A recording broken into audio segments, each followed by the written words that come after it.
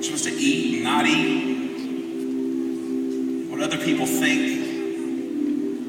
And there's a very big materialistic pressure that falls on them. Man, I see it in my 6-year-old. She'll see stuff on TV and she's like, oh my gosh, I have to have that. Everybody I know has that. I have to have it. I'm like, you know, like 8 people, and I'll call all of them and see if they got it. I get to the bottom of this.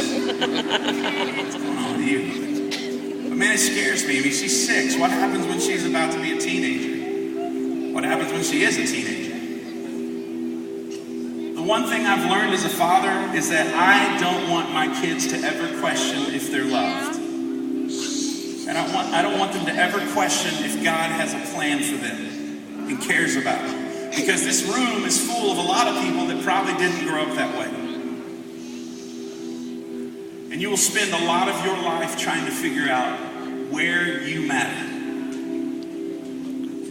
And you will go to great lengths to find acceptance, no matter the cost.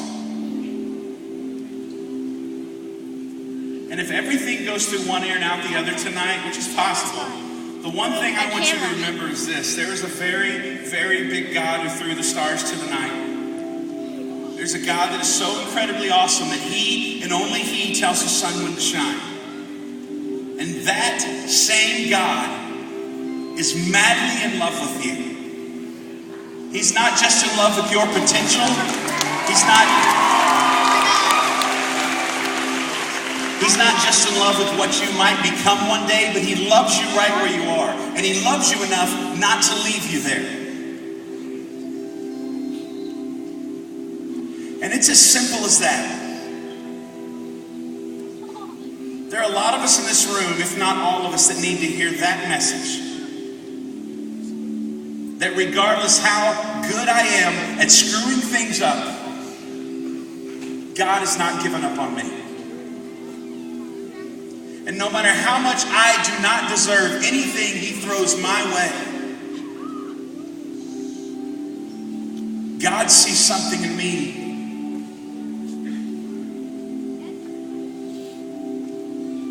that's worth Him knowing my name.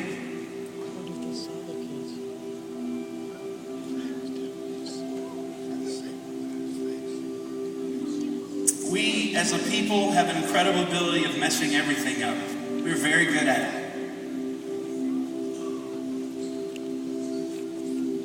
And God still sticks around.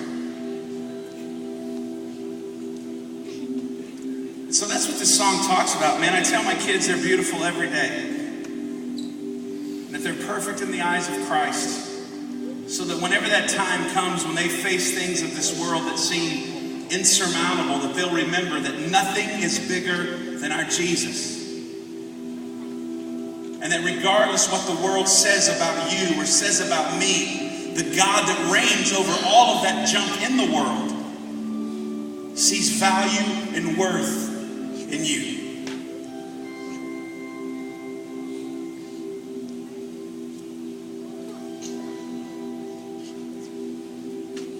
He's crazy about it.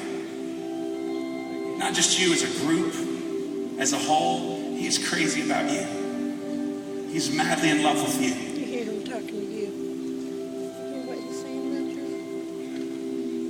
I mean, that's something we can't forget, because there will be moments in our lives when we feel unlovable, unworthy, not enough.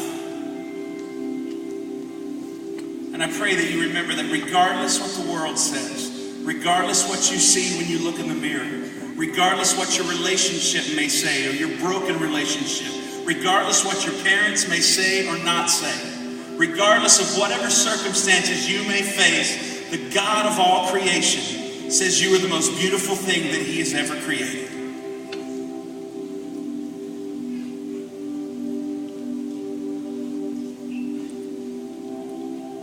So this message applies to 5-year-old girls and 90-year-old men. It applies to every single one of us. You have value and worth in the eyes of the King of Kings. That should blow your stinking mind.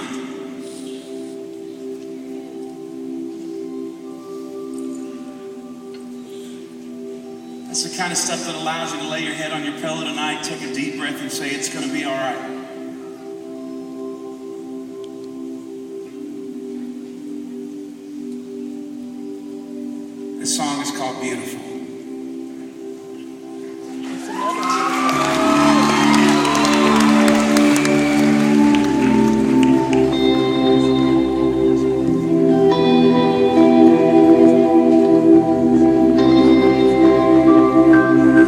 Days